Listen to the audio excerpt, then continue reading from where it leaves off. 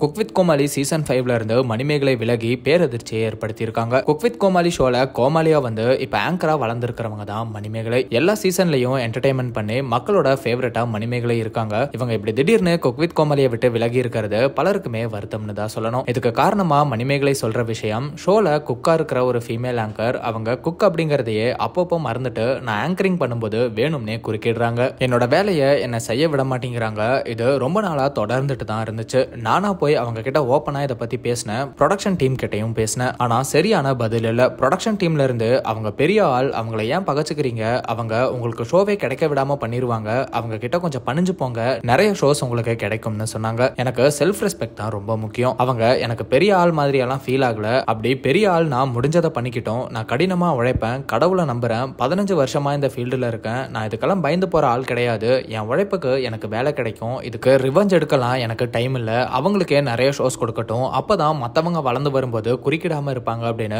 மறைமுகமா விஜய் பிரியங்காவை மணிமேகலை தாக்கி பேசியிருக்காங்க. மணிமேகலையோட இந்த ரீசன்ட் போஸ்ட்ல பலருமே விஜய் பிரியங்காவை கடுமையா திட்டி கமெண்ட் பண்ணிட்டு வராங்க. மேலும் குக் வித் கோமாளில உள்ளவங்க சிலரும் கமெண்ட் பண்ணியிருக்காங்க. அந்த வகையில கோமாளியா வந்த ஃபரீனா செம தைரியம், இப்படி தைரியமா இருக்கிறது தான் எல்லாத்த விட முக்கியம் அப்படின்னு கமெண்ட் பண்ணியிருக்காங்க. குரேஷியும் நீ என்ன பண்ணாலும் அதுல உனக்கு வெற்றி கிடைக்க வாழ்த்துக்கள் அப்படின்னு கமெண்ட் பண்ணியிருந்தாரு. ஆனா அந்த கமெண்ட்டை இப்ப டெலீட் பண்ணிட்டாரு. அதுக்கு என்ன காரணம் அப்படிங்கறதும் தெரியல. குக்கா லாஸ்ட் சீசன்ல வந்த கிஷோர் ராஜ்குமாரும் நீங்க எப்போதுமே ஒரு நல்ல என்டர்டெய்னர் தான், இன்னுமே பெரிய விஷயங்கள் உங்களுக்காக காத்துட்டு இருக்கு, மோர் பவர் டு யூ அப்படின்னு மணிமேகலைக்கு ஆதரவா கமெண்ட் பண்ணியிருக்காரு. இப்படி விஜய் பிரியங்கா மேல மணிமேகலை குற்றம் சாட்டி இருக்கிறதுனால பிரியங்கா இதுக்கு கண்டிப்பா பதில் கொடுப்பாங்கன்னு எதிர்பார்க்கப்படுது. சோ வெயிட் பண்ணி பார்க்கலாம். குக் வித் கோமாளியை விட்டு மணிமேகலை விலகினதை பத்தி நீங்க என்ன நினைக்கிறீங்க அப்படிங்கறத கமெண்ட்ல சொல்லுங்க.